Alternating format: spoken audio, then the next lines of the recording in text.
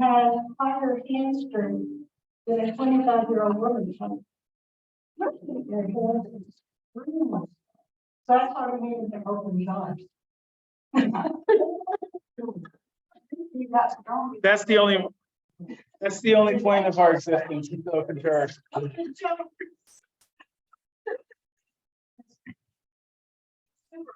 That's what men are good for, opening jars.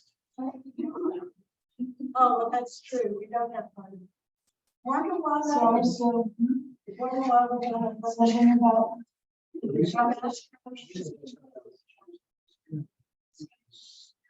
I know they don't read very long.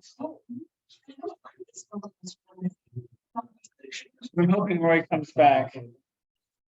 Instead, I'm hoping Roy comes back. I had to restart the computer and the meeting, so.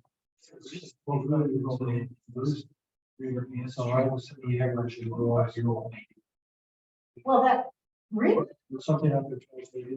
Oh, A lifetime of. there's anybody or not. Oh, thank you. What is it called?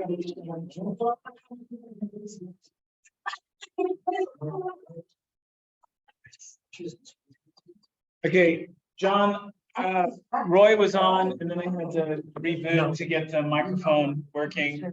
So hopefully he. We should get that screen up right there. Oh, Why isn't it doing that? He just. yeah, see, that makes a difference. That does make a difference. Oh, I know why. There you go. It's just. Good. There you go. Take care. Now, hopefully Roy will come back. All right. Oh. It's full of them. That's his favorite. Oh, I've heard that once. I've heard it 100 Yeah. times. Hang out. Yeah.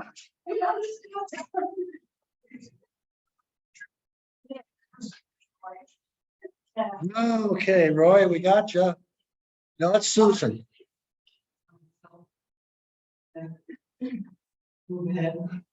That's Susan, Oh, okay.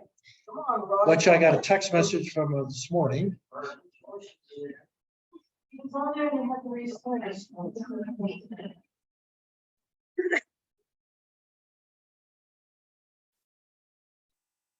Hi, Susan. Hi, everyone. I'm going to keep the screen off because we're getting ready for church, but I wanted to listen in. Thank you.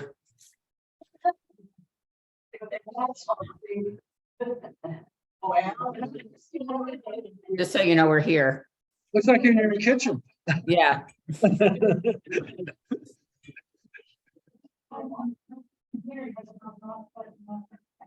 Oh, really? Oh, that's nice. Yeah, yeah. I was,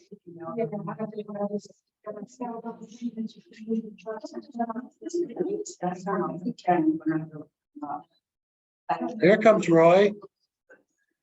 I know, well, now I'm terrified of there. Welcome back, Roy.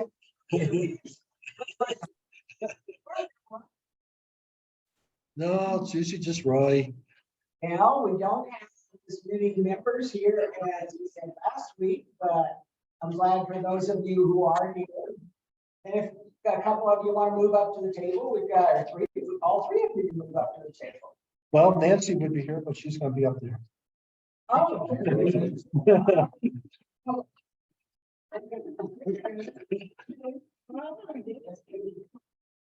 Well, you all know that for several years, one of the late winter months has been devoted to mission. And we've had mission partners come in and talk about what it is they are doing and how we support their mission.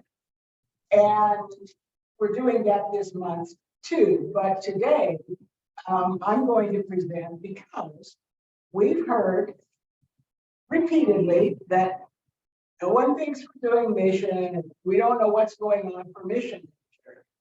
And there's quite a lot. Yeah. So I'm probably the preaching of the choir. You take people who actually do read. So, anyway.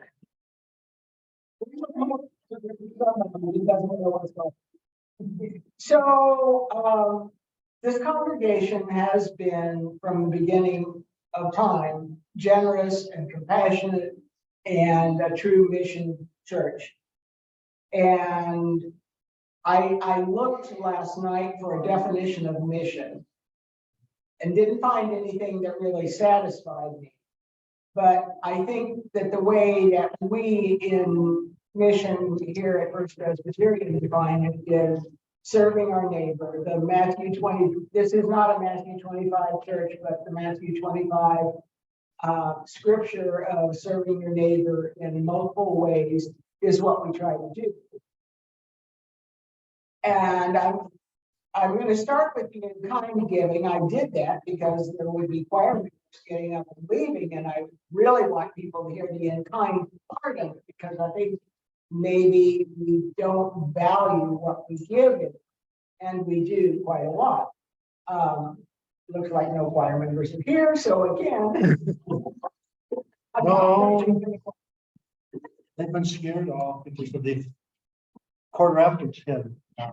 So 10:30. Oh, really? Yes. Oh, Yeah, I'm on some at quarter after. So so that makes it a short time for them to be here. yeah, Okay. only half hour. So if you on the hybrid didn't hear what John said, evidently the choir has to go to the choir room at 10:15 instead of 10:30. So that's shortened the time they can stay in Sunday school.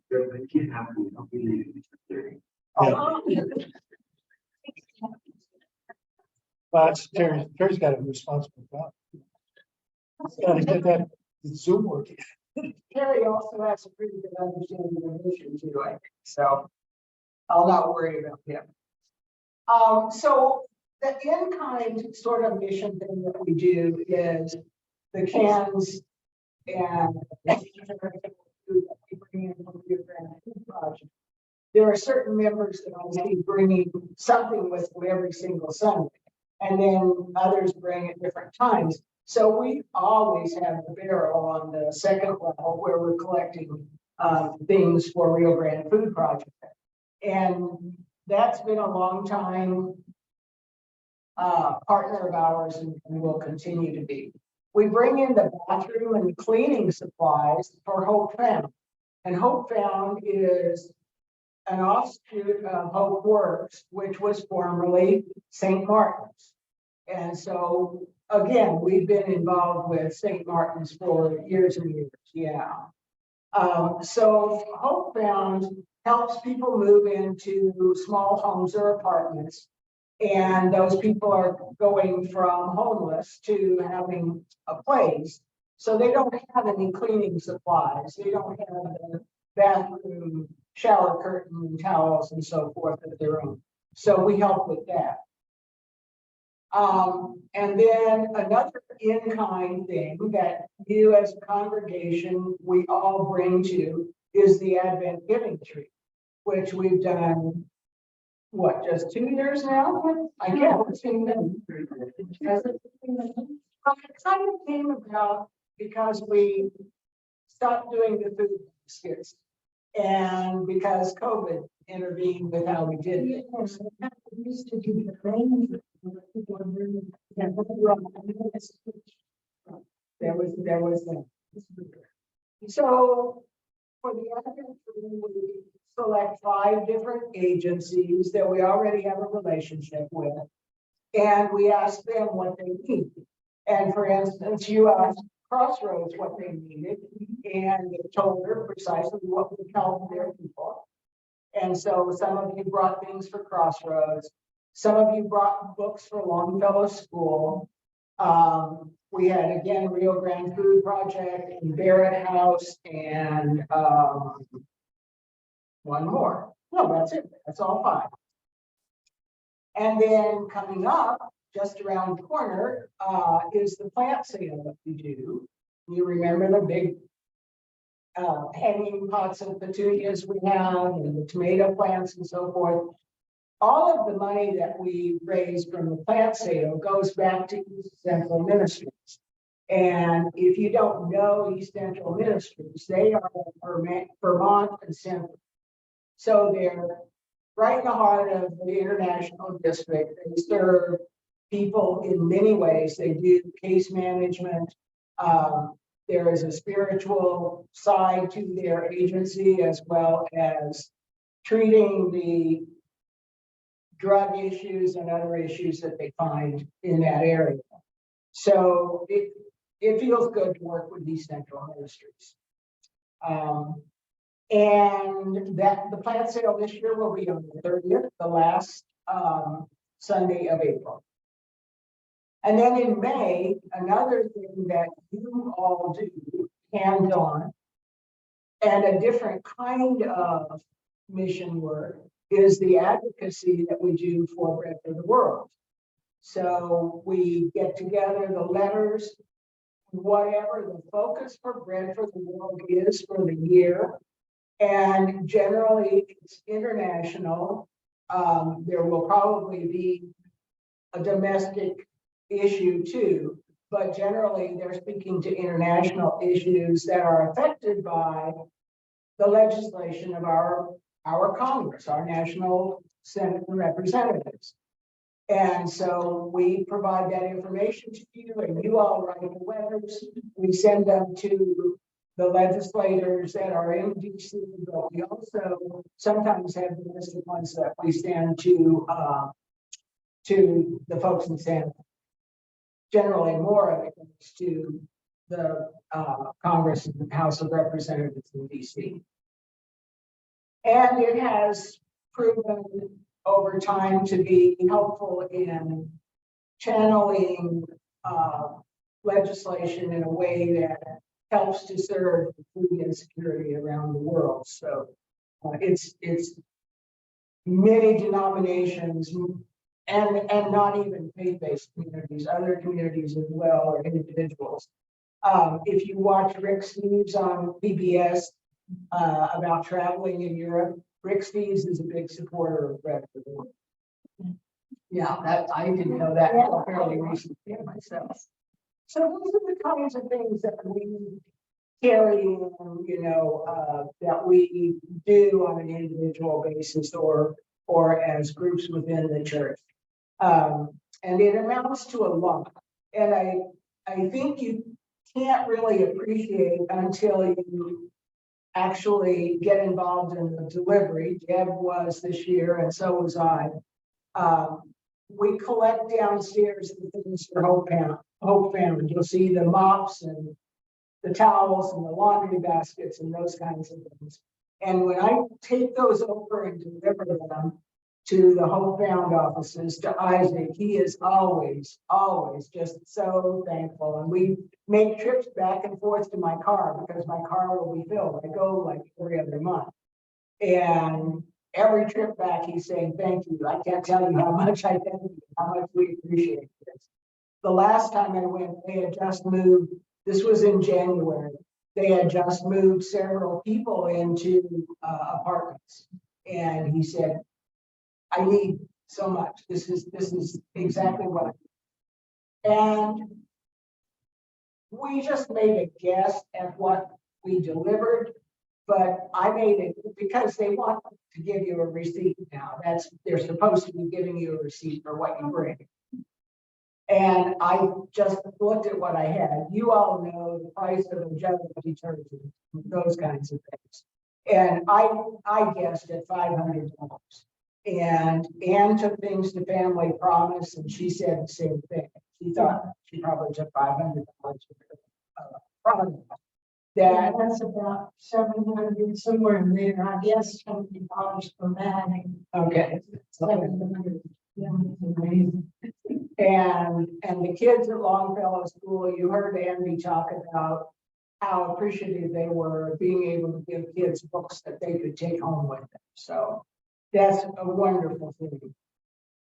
Let's talk now about the budget, because we have over $200,000 that we disperse throughout the year. And if I look back, I can tell you that, but it varies from year to year. It varies in part because of the endowment. And I don't know how many of you pay attention to how the endowment operates, but a few years ago, they determined that they would give out the endowment money based on a 5-year plan, looking at the income that they'd had over 5 years rather than just a year. Because if you've got a year where the stock market is way down, then there's not going to be much money for the church. Then you have a year like what?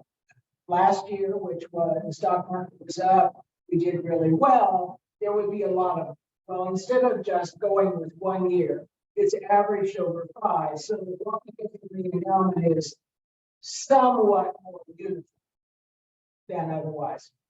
And the endowment roughly makes up about a third of what we give out in mission. So I'm just going to run through these. Kirsten and I went yesterday to, I see my baby girl. Kirsten and I went yesterday to the memorial for Conrad Roach's mother, who was 94, I believe, when she died, and who had done a lot of things for Second Presbyterian Church. And Rob Woodruff, Reverend Woodruff, told how when they had built the meeting hall in the back of the church, and they had a mortgage on that, there were either 5 or 6 women who got together and did catering around the city of Albuquerque, whatever catering job they could get.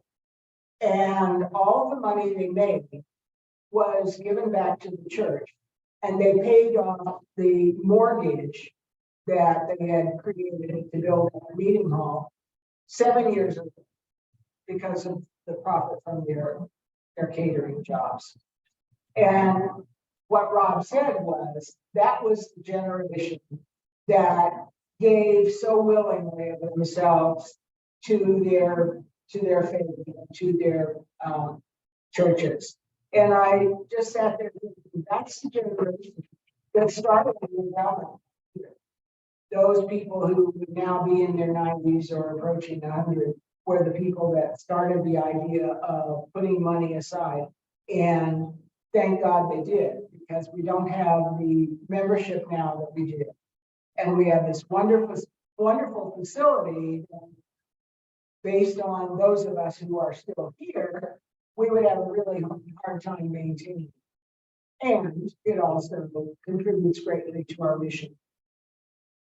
Some of the money given to the endowment was specific for mission, and then we get a portion of the overall. So I'm just going to run through some of the categories.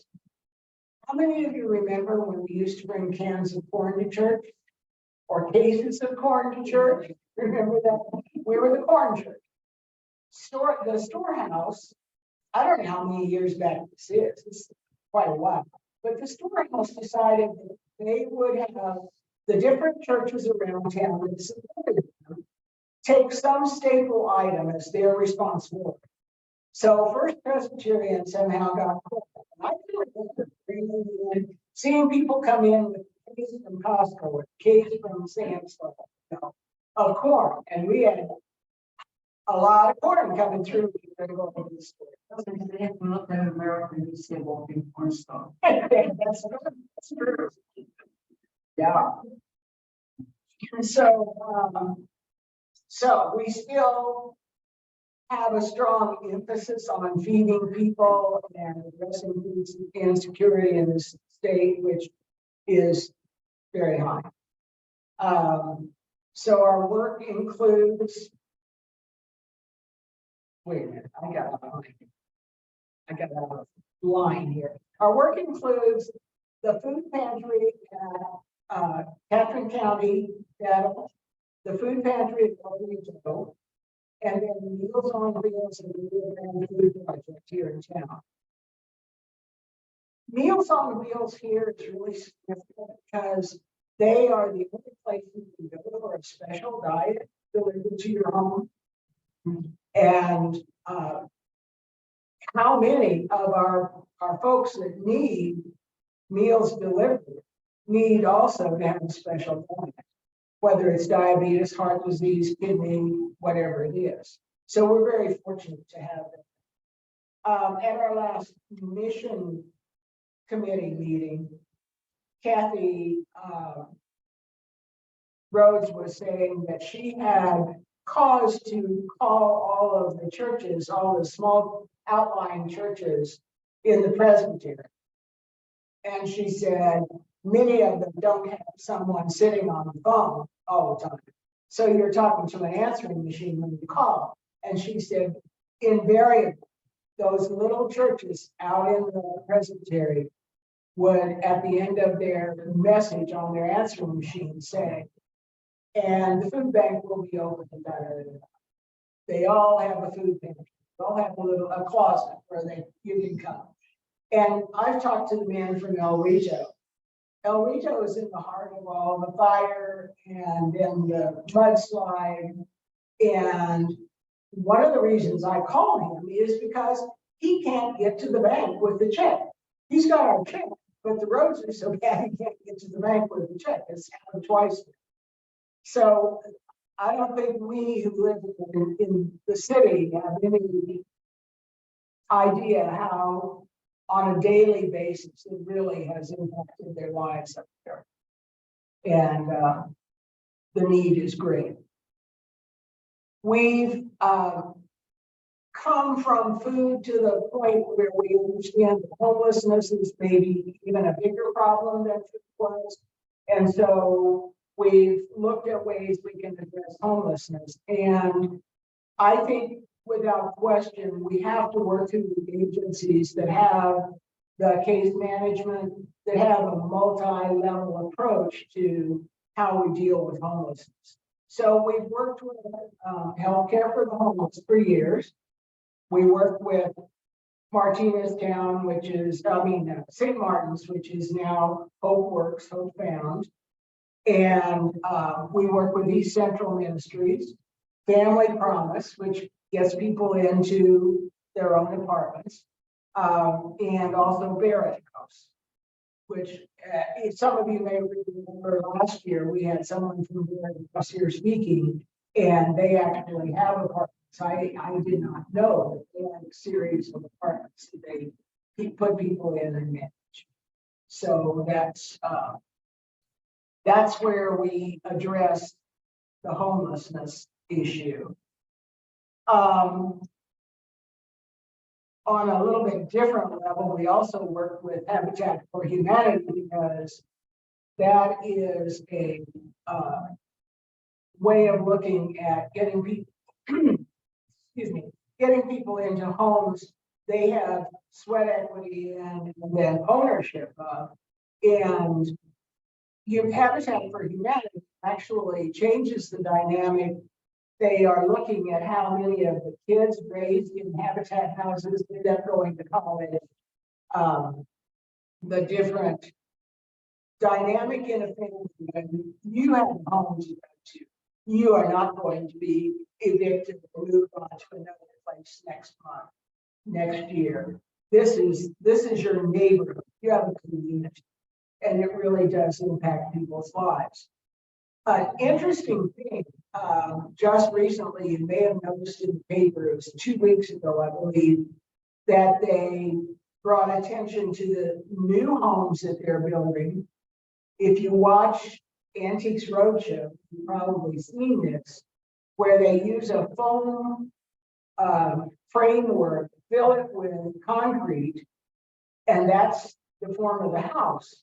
So it is energy efficient in the building. It's energy efficient in the living there.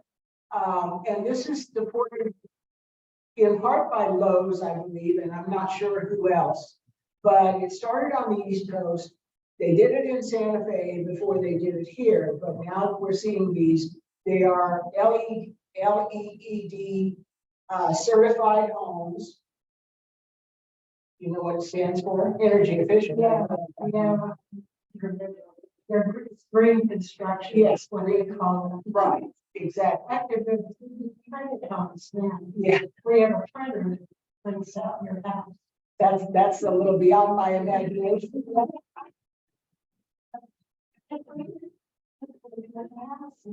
Well, I was delighted to see that Habitat is using that. They go up so much more quickly. I can remember when TDI was really supporting, now CNN, really supporting of Habitat, and they would bring their trades students in to do the stick work, the framing of the house. But this is a huge jump forward. And I would imagine, I would hope that CNN is still a partner because their tradespeople need to learn this way of building as well. Some other longtime agency partners of ours are All Faith. All Faith was originally All Faith Receiving Home, which now they have a different mission, but it still supports families, care for children that need outside support. And so we continue with that. I know that Mary Lou Edward, and I can't remember, Kathy's nodding her head, she probably knows. Some of the members of this church were influential, I think, in forming All Faith, correct? Are we still working with Vidal or senior? We are, that's one on my list. They now call it, well, I think they're going back to it. For a while, they called it CLM Kids. This was just a few years ago. They decided to change the name. I heard recently that they're going back to Cuidando los Niños. So that's another agency we've supported for a long time. And these are kids who whose parents are trying to get into the workforce, need inexpensive childcare or free childcare, and there is also a counseling and some parenting classes that go along with what happens at Cuidando los Niños. So that's another longtime partner. The Hopkins Center for Mental Health, which evolved in part out of Samaritan Counseling that used to be in Westminster House. That's another one that we continue to serve. We have international mission partners as well. The Cuban Reformed Synod and the Cuba Seminary Support, and then the mission co-workers. You will remember when Elmarie and Scott were here, and the lady from Indonesia, can't remember her name now because it's difficult for me to pronounce. But yeah, and I'm not going to do it right then.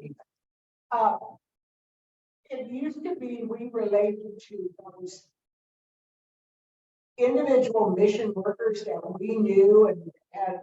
I mean, there was a relationship between churches and individual mission workers. That has changed from the Big C Church in Louisville. They've put them all together, and we don't have that personal relationship we once had. And that's a very recent, in the last 2 years. So that's a little different, but we still give support to the mission co-workers. And I can't tell you. They reorganized the whole mission agency at the at the denominational level. And I can't tell you the reason why. I suspect that it's because some churches can support better than others. Carol, I can speak to that for a moment if you want. So you can give in honor of a mission coworker, but because it was so inequitable as far as the mission coworkers that could be in the field and raise money versus the ones that were really in areas where they couldn't get out so much. Okay. So that was one reason, but I think we, you know, like I still give to the coworkers that work in the Caribbean, Latin America, because they relate to Cuba, but I say it's in honor of, same with Dory. We know Dory Halverstrand, who's in Nicaragua, I think. So, sorry to interrupt. I just wanted to add that. No, yeah, I'm glad you said that. I think I sort of had the idea that if it was inequity in what they were getting, that the church would take care of that. I mean, the Big C Church would take care of that. Are So we, that was good to hear. are we still involved with Habitat for Humanity? Yes, yes. Absolutely, That's good. yeah. Another area that we support is education. And you heard Andy, who was here last week, talk about our relationship with the neighborhood, what we kind of call the neighborhood schools here, Longfellow, New Wallace, and Eugene Field.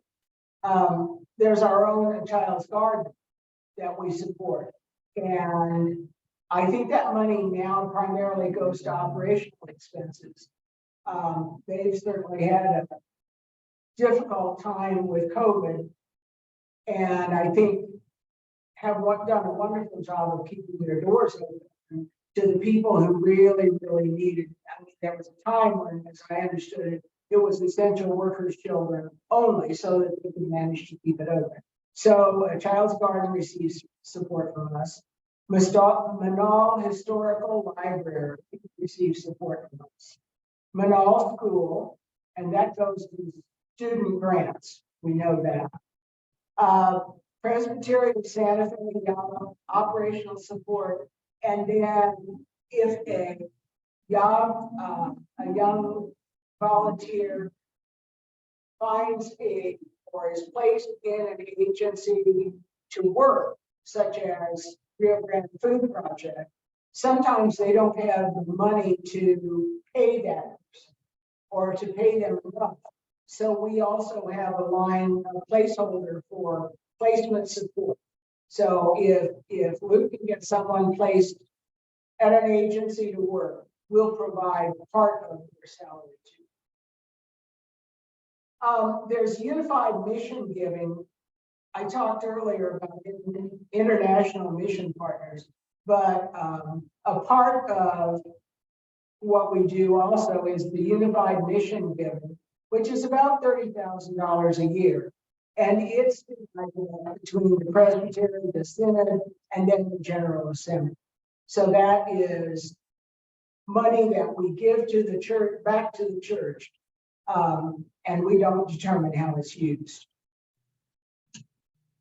Let's see, there are some things that we do like once a year. We provide some support to La Mesa's Thanksgiving meal that they provide to anyone who comes and needs a meal. We provide Christmas for a family at Family Promise, and that's usually about $500 because it's usually a family with kids who need maybe bicycles, something like that. But it also is gifts for the parents and maybe some home supplies that they need and that kind of thing. So last year we spent $500 on that. We provide support to Camino at Christmas time food baskets, which we used to do here in the church. And then because of COVID, we had to pull away from that. So we provide the support to them and they still do the food baskets. Let's see, is there anything else I have? And then the final thing that I always thought in this church was extremely important, and there's no way we can do it. I think there was a time we might have done kind of a survey, but I seem to remember that. But there are so many people in this church who do volunteer things that are what I consider mission, that are caring for the needy. whether it's driving for Meals on Wheels, or I know Terry, Barbara, work with the refugee program beyond what we did here in the church. They've been, continue to be active in that. And, we have readers, Bruce isn't here today, but each one of the reading tutors over at Longfellow. I've done tutoring as well. There are, family promise cooks. We cook, for them at least, what is it, every 8 weeks or something like that, I think. Any number of things that we do that don't come out of the mission committee per se.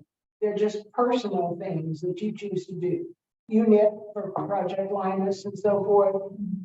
All of those things that this church has been really active in doing. And then you look back a little further to Manal School and to the hospital across the interstate.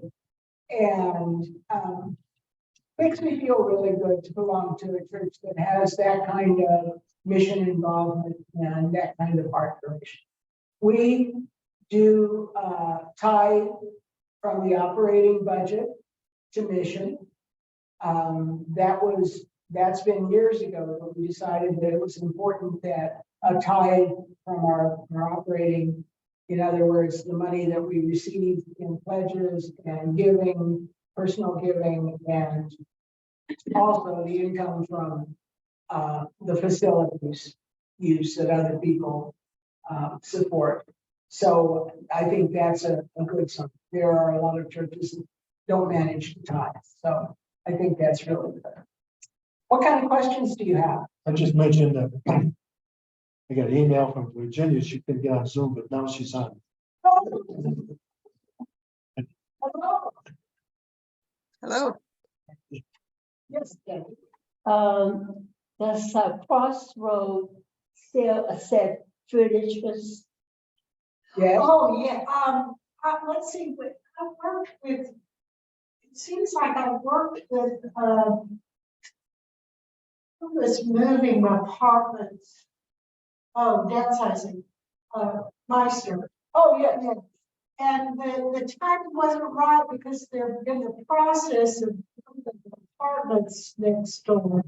But they are trying to develop a program called Adopted Apartment where they will be able to accept furniture. But I don't think they're at that point yet.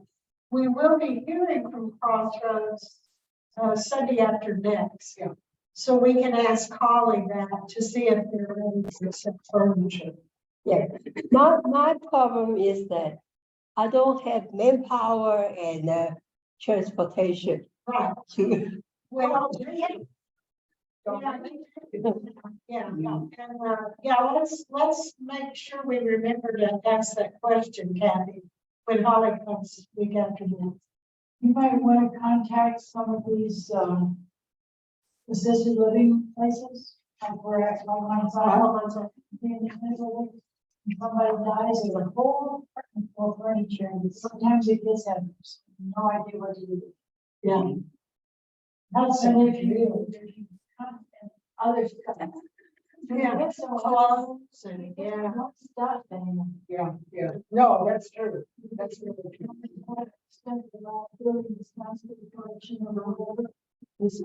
Yeah, you have to adjust that. No,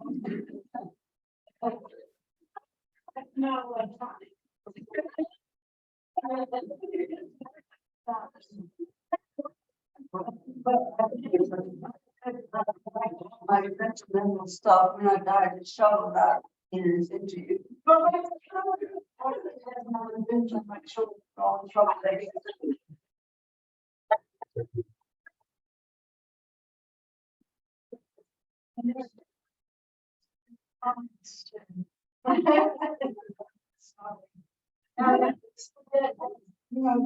And sometimes I don't want to do. Right. Take it down to the I think that's a good place to put it, because there are a lot of people who use the trade cups. But definitely we'll talk to Holly. But I'll talk to Isaac at Hope Found also, because surely they can our parts. The other. And wow, So it's, yeah, I mean. yes, yeah, in fact, Has the nature. yeah. Family Promise also will be, putting together apartments once they get the new facility open. And so that's something we need to think about, how we can help our members get their things funneled to those places that can use. Yeah, we need to talk about that. Another thing that's come up is that Family Promise has a list of things that they would like to have donated on a monthly basis. And we're going to talk about it this week at Mission Committee, but we're already collecting for Hope Family. We're already collecting for family, for Rio Grande Food Project. And I want to figure out a way that we can take care of whoever needs things like that, and they can be contributed through the church without the second floor of the church looking like, you know, a store. Without our staff, because it comes down on the staff. I mean, they got to keep that looking decent out there, you know, and it comes down on the staff to keep it cleared out. And the staff is highly reduced.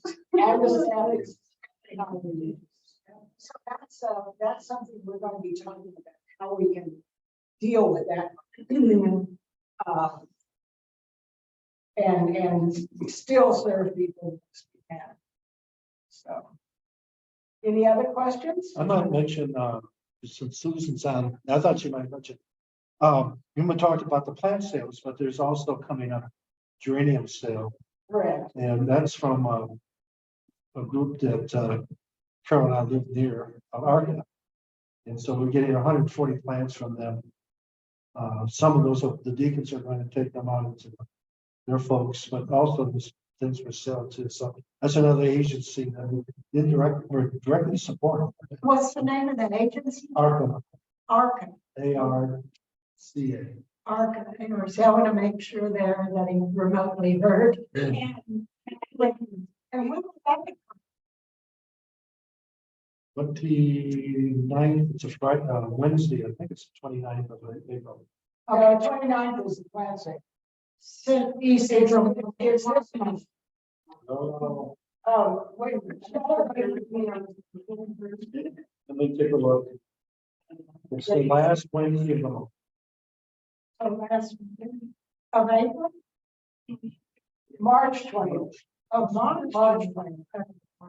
And it will be available for people on the second. So it's in your bulletin. That's what was announcing the service.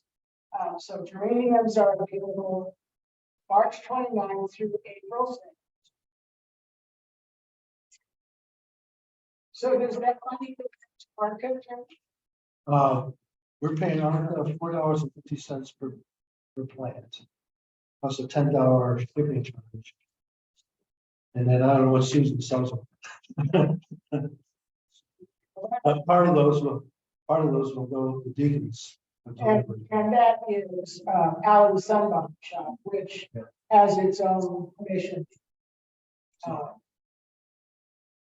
do I want to say? What's the mission program? Yeah, mission program. So, okay. Anything else? So when you say tithe, you're saying the total budget of the church, you're about running about 10%. Yeah, the operating budget. We take 10% of that, and then we have the endowment money. So that makes up our 200,000. And we save a little reserve every year. I'm a little reserve, I'm saying something like $10,000 for the emergency. And the one that sticks in my mind is back when Second Church had Martinez Townhouse of Neighborly Service, is that correct? And they had a preschool there. And if my memory is correct, it's like a cooler. It was a big ticket item that they did not have the money. And they would have to close the school if they weren't able to replace it. And we had the money in reserve to go in and do that. And that was a wonderful thing to be able to do. So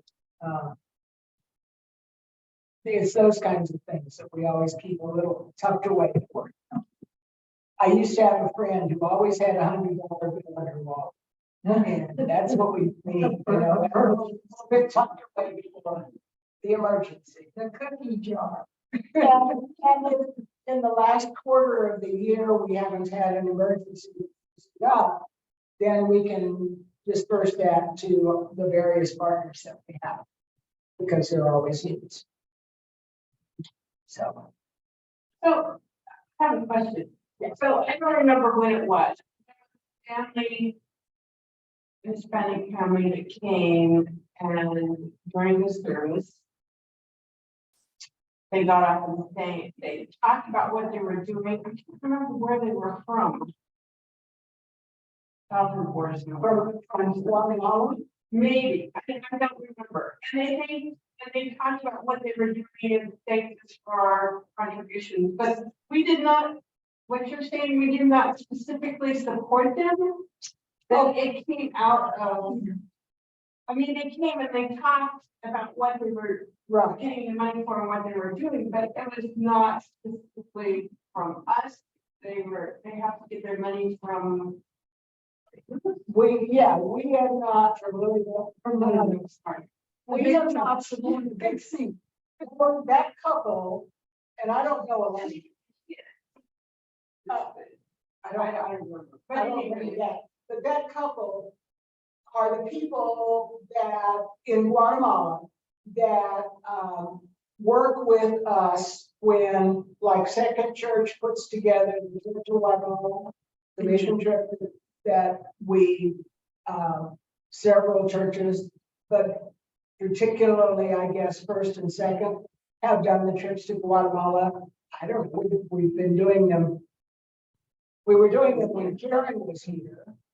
There have been several trips. I've never been involved, so I'm talking about something I really don't know that much about. But that couple, and they are well acquainted with it. In particular, George Livy, and Sandy Seligman, and some of the people, and of course Rob over at Second Church, and some of the people who have gone several times. So they're well known in the church. We support them in that way. But no, I don't believe that we out of the mission, I don't remember that we out of the mission have ever directly supported them.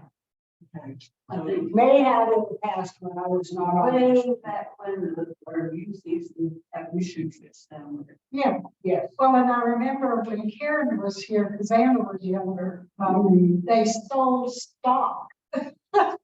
I remember that. They had those stock certificates. So that's some of that in kind that's on top of this. It's fascinating. That's exactly right. What they're talking about.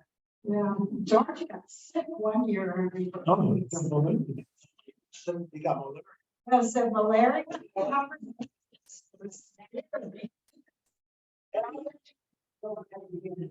Oh. You gotta take your pills or anything else. Ooh. Yes. Mhm, yeah, I remember that one. But yeah, that's the in-kind kind of stuff. That's why it's hard to communicate all Yeah. the hours. the Yeah. months, the- I went to Mexico. Kirsten and I went to Mexico. And I'm trying to think of the name of the organization, but that's when Karen was here. And we went down there to build a house. So we were, I think, about 50-50 youth and adult. And that was hot, steamy work. When they have a plan. They build the same type of house. I wish I could think of the name of it. But they build the same type of house every time. And you see lots of them around, and they're a concrete structure that's then stuccoed over. And they have a fiberglass type of corrugated roof. And they have a couple of windows and doors that are very minimal houses, but they're very much appreciated. And there's a little bit of sweat equity involved. And the one that we built was on some property that a family owned, and they had a family home, similar, but a family home. And then we built on that same property. So the family was there, and they would feed us in the middle of the afternoon, and they'd have snacks for us. We were responsible for our own food. Mary was, and Frankie, remember the female veteran that was Frankie's last name?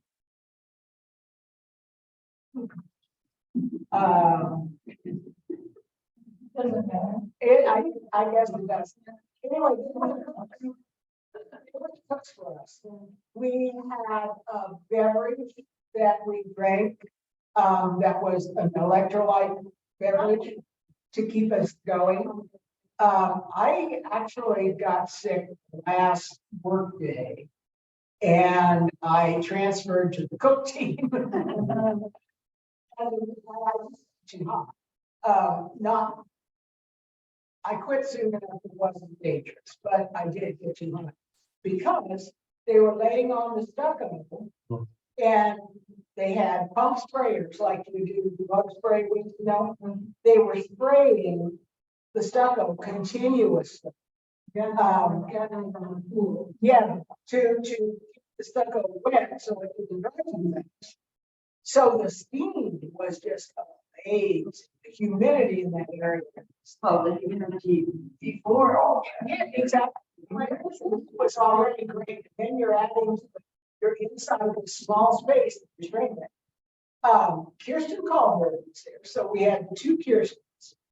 Gosh, I'm trying to think who else was there. But anyway, we built a house, I guess, in 4.5 days. I think we traveled on the weekends.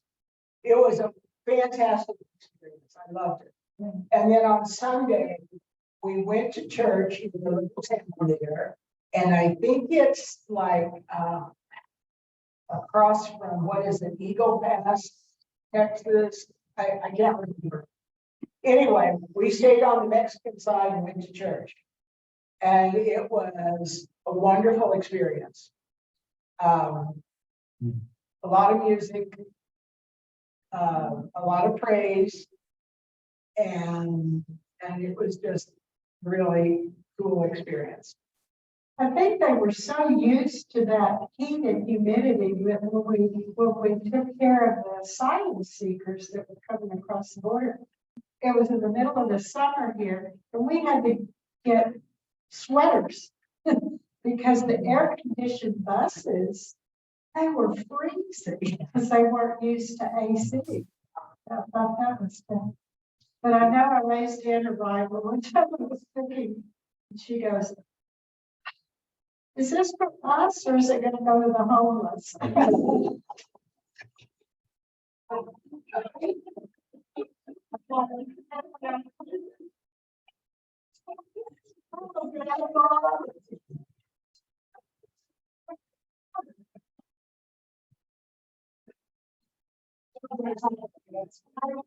Work with Family Promise for quite a while. Yes. And I remember one evening, I was doing a dinner, and some of our members, volunteers from our church, are vegetarians. So I thought I saw in the kitchen there was a grill, So I thought, well, I just go ahead, bring some stuff to make some quesadilla for the vegetarians. So we were in the kitchen doing that. And one of the guests came in and said, what's that? He said, we're making some quesadilla for the vegetarians. We want some of that too.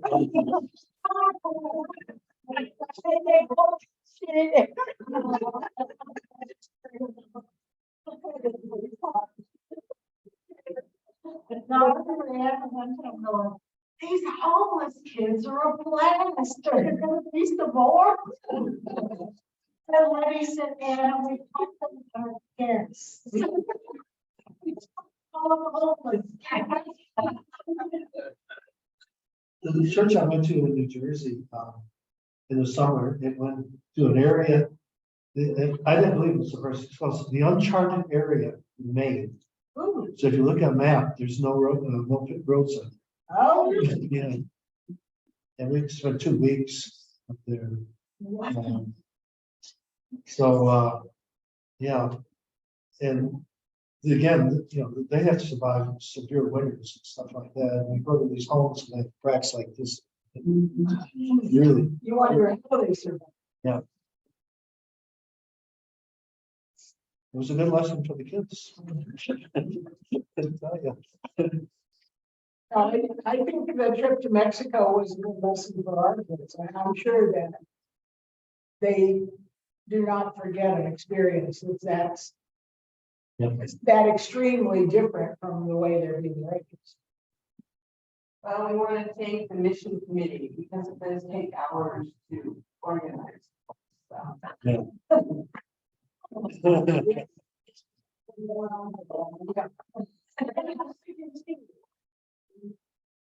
Yeah, right. We do try to know the agencies we support, and we divide up the agencies, and people like Deb has a relationship with Crossroads, and I have a relationship with Habitat, and so on and so forth. So each of us has 2 or 3 agencies, and we try to know what's going on with those agencies. So we're not putting our money places that not going to be. Yeah, I think one time Susan, oh, she's not on it. I think we started to church. But Susan one year said, no, we get money and then it's like a black hole, you know, we want to hear from them. You know, if they could write a thank you note, give them on, but if they just like, and we don't need that. Yeah, that kind of thing. So yeah, matching the money with the need. Yeah. They do send thank you notes, and so every month we sit down for a session, Anna will have a stack of thank you notes from different agencies, whatever Carolyn has dispersed, you know, she'll have thank yous from. And if we don't hear from them, we check in and see what's going on. We really do try to be responsible about the money that we have. But there's no question there's a need. Yeah, it's time for us to close. Well, thank you all for coming. Let's close with prayer. Thank you, Heavenly Father, for the wonderful resources we have, for a congregation that is mission-led, mission-spirited. Guide us as we make decisions about what we do in your name, and guide these people as they look to serve their neighbor. In Christ's name we pray. Thanks, Carol. Okay. And you were here.